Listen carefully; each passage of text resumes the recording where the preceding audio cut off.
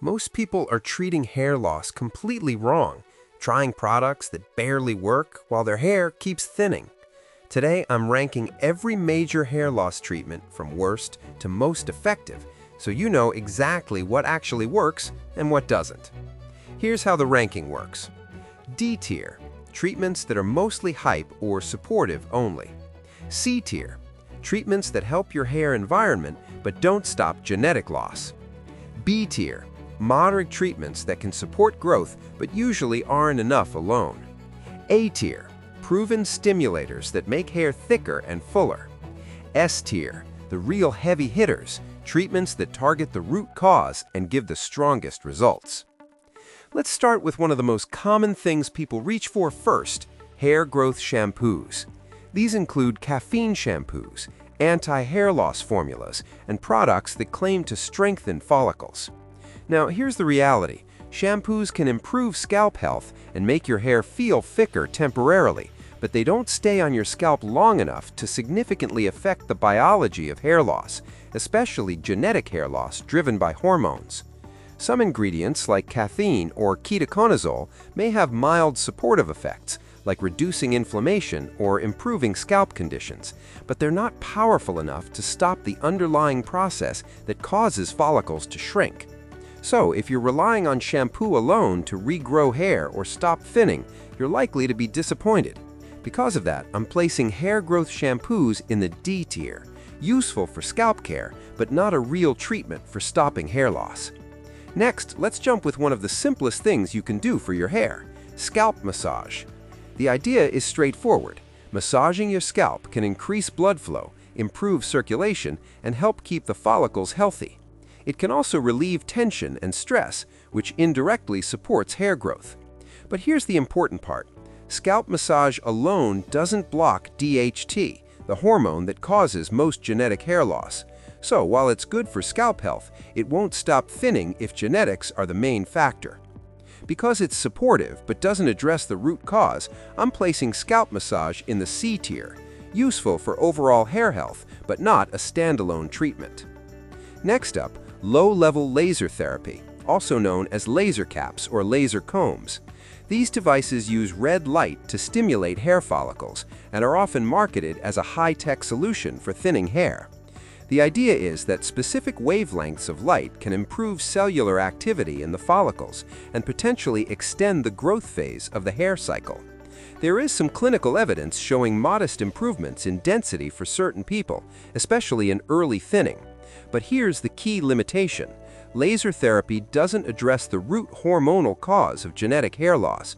So, while it may help support growth, it usually isn't strong enough on its own to stop progression. Results can also be inconsistent, and these devices require long-term commitment, several sessions per week for months, which can be hard to maintain. Because of the moderate evidence but limited impact on the underlying cause, I'm placing low-level laser therapy in the B tier, potentially helpful as an add-on, but rarely a standalone solution. Now we're getting into one of the most well-known and widely used treatments, minoxidil, whether topical or low-dose oral. Minoxidil works by stimulating hair follicles and prolonging the growth phase of the hair cycle. It also increases blood flow and signaling around the follicle, which can help produce thicker, stronger hairs over time. This is why many people notice improved density, especially in thinning areas like the crown. But here's the important part. Minoxidil doesn't block DHT, the hormone responsible for most genetic hair loss. So, while it can make hair look fuller, it isn't directly stopping the underlying process. Both topical and oral forms can be effective. Topical is more common, while low-dose oral minoxidil is sometimes used under medical supervision for broader stimulation. Many users also experience an initial shedding phase, which can be scary, but it's usually a sign that weaker hairs are cycling out to make way for stronger growth. Because minoxidil has solid evidence for improving thickness and slowing visible thinning, but doesn't address the root hormonal cause, I'm placing it in the A tier. Next up, essential oils like rosemary oil and peppermint oil. These have become extremely popular online, with many people claiming they can regrow hair naturally. Some small studies suggest that oils like rosemary may improve scalp circulation or reduce mild inflammation, and a few people report thicker-looking hair over time. They can also improve scalp comfort, which is helpful if irritation or dryness is an issue. But here's the key point. There's no strong evidence that essential oils can stop genetic hair loss or block the hormonal processes that cause follicles to shrink. At best, they may provide mild supportive benefits. For most people, using oils alone isn't likely to significantly slow progression, especially if the hair loss is driven by genetics. Because of the limited and inconsistent evidence, I'm placing essential oils in the D tier, supportive at best, but not a true treatment. Next up, microneedling, a treatment that's gained a lot of attention in recent years for hair regrowth. Microneedling involves using tiny needles to create controlled micro-injuries in the scalp. This triggers a healing response that can increase growth factors, improve blood flow, and potentially stimulate dormant follicles. There is growing research showing microneedling can improve hair density, especially when used consistently over several months. However, when used alone, its effects are usually modest. It doesn't block DHT, and it doesn't directly address the hormonal drivers of genetic hair loss. Most of the strongest results we see are when microneedling is combined with other treatments, not as a standalone approach. Because it has real biological effects but limited power on its own, I'm placing microneedling alone in the B tier, better than oils or shampoos, but not a primary solution. Now we're moving into one of the most important treatments in the entire hair loss space, finasteride, whether taken orally or used topically. Finasteride works by reducing levels of DHT, the hormone that drives most genetic hair loss. By reducing DHT, it helps prevent follicles from shrinking over time, which can slow and, in many cases, partially reverse thinning. This is why finasteride is considered a cornerstone treatment. It's one of the few options that actually targets the underlying cause, not just the symptoms. Many people notice reduced shedding within a few months and stabilization or regrowth over the first year, especially if started early. Oral finasteride has the strongest evidence, while topical versions aim to reduce systemic exposure, though results can vary depending on formulation. Like any medication, it can have side effects for a small percentage of users, so it's important to discuss it with a medical professional and monitor how you respond. Because it directly targets the root cause of genetic hair loss and has strong long-term evidence, I'm placing finasteride firmly in the S tier. Next, let's look at something equally foundational: nutrition optimization. Nutrition plays a bigger role in hair than most people realize. Getting enough protein, iron, zinc, and other key nutrients is essential for strong, healthy hair. Hair is made of protein, so if your diet is low in protein, or you're deficient in iron or zinc, your hair can become weak, thin, or prone to shedding. Correcting deficiencies can improve hair quality and prevent additional hair loss. However, for genetic hair loss, nutrition alone won't stop DHT from shrinking your follicles. Think of it as creating the best environment for hair growth, rather than a treatment for pattern hair loss. Because it's essential for overall hair health, but doesn't target the root cause, I'm placing it in the C tier, a necessary foundation, but not a primary solution. Next, let's talk about onion juice. This is one of those home remedies that keeps popping up online, with claims that it can regrow hair naturally. The idea comes from the sulfur content in onions, which may support keratin production and potentially improve scalp circulation. There are a few small studies suggesting it might help in certain types of hair loss, like patchy autoimmune shedding. But when it comes to genetic hair loss, the most common type, there's no strong evidence that onion juice can stop follicle miniaturization or slow progression. And realistically, it's messy, smells strong, and can irritate the scalp for some people, which makes long-term use difficult. Because of the very limited evidence and impracticality, I'm placing onion juice in the D tier, more of a DIY experiment than a reliable treatment. Next up, platelet-rich plasma, or PRP. This is a treatment that's become really popular in clinics and celebrity circles for hair restoration. PRP involves taking a small sample of your blood, spinning it down to concentrate the platelets, and then injecting that plasma into the scalp. platelets release growth factors that can stimulate dormant follicles and improve hair thickness. Some clinical studies show promising results, especially when combined with other treatments like minoxidil or finasteride. Patients often see improvements in density and hair shaft thickness over several months. But PRP isn't a cure. It doesn't block DHT, so if you have genetic hair loss, follicles can continue to shrink over time without concurrent treatments.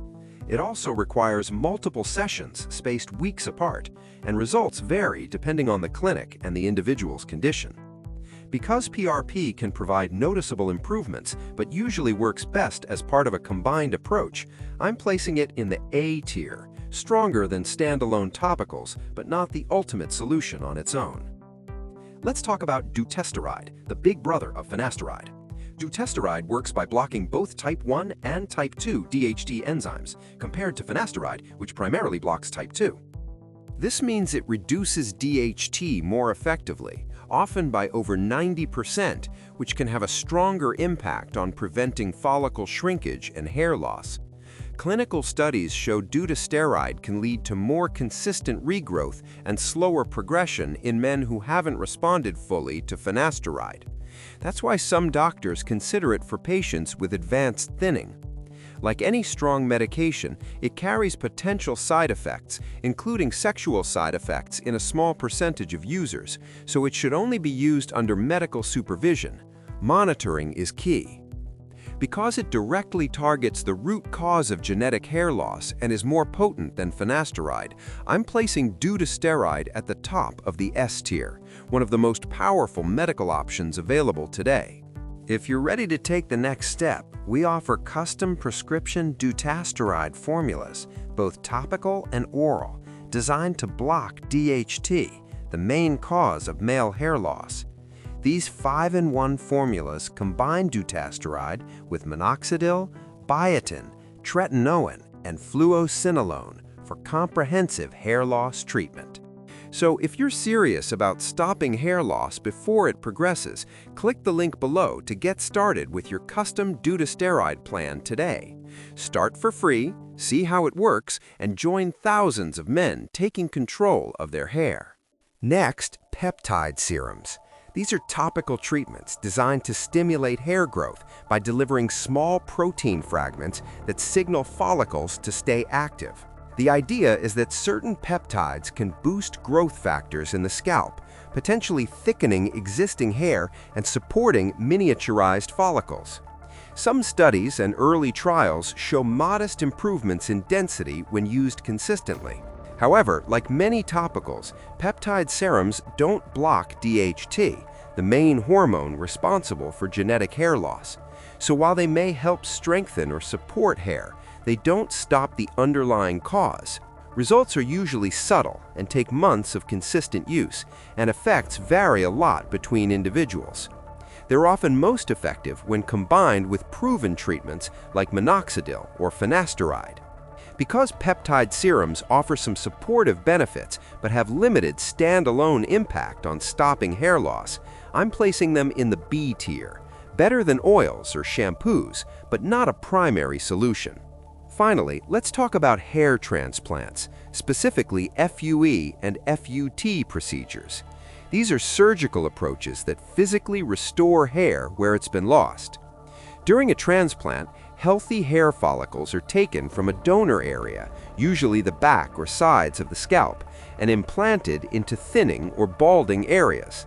This can dramatically improve density and create a more natural hairline. But here's the key point. Hair transplants don't stop future hair loss. Without concurrent treatments like finasteride or minoxidil, DHT can continue to affect your remaining follicles, and new thinning can occur over time. Transplants are usually considered for advanced thinning or for people who want immediate visible density. They're highly effective visually, but they're also expensive, require recovery time, and results take several months to fully appear. Because they restore hair structure and density, but don't prevent future loss, I'm placing hair transplants in a separate S tier or procedural tier, the ultimate cosmetic solution, but ideally paired with medical treatments for long-term maintenance. The key lesson here is that not all treatments are created equal. If you're serious about stopping hair loss and keeping the hair you have, you need a plan that focuses on the root cause, DHT, and supports your follicles long-term. If you're ready to take action, click the link on the description to learn more about the custom prescription dutasteride formulas designed to block DHT and support comprehensive hair regrowth.